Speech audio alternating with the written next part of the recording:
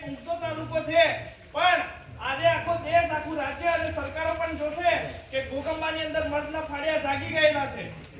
વાત હતી રેલી કાઢવાની, પણ સંખ્યા દેખીને એવું લાગે છે કે આપણે તો અહીંયા રેલી કાઢીશું પણ ગુંદીની અંદર કોઈકને રેલો આવી જશે.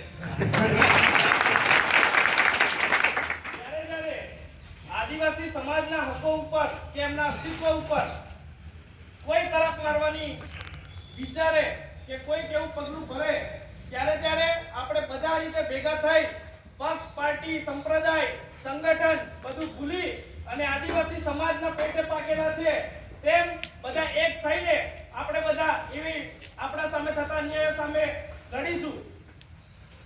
વાત એમ છે કે ગુંદી તાલુકો અલગ બનાવવાની વાત છે.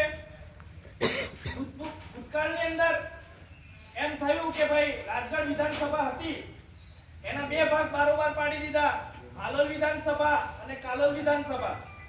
પણ બંધારણની 244 એક એવું કહે છે કે રાજગઢ વિધાનસભા આદિવાસીઓના હિતો અને તેમના રક્ષણો માટે એસટી રિઝર્વ હોવી જોઈએ.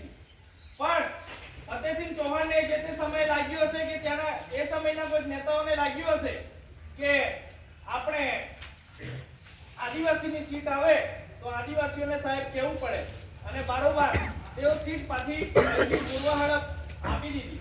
અને તમે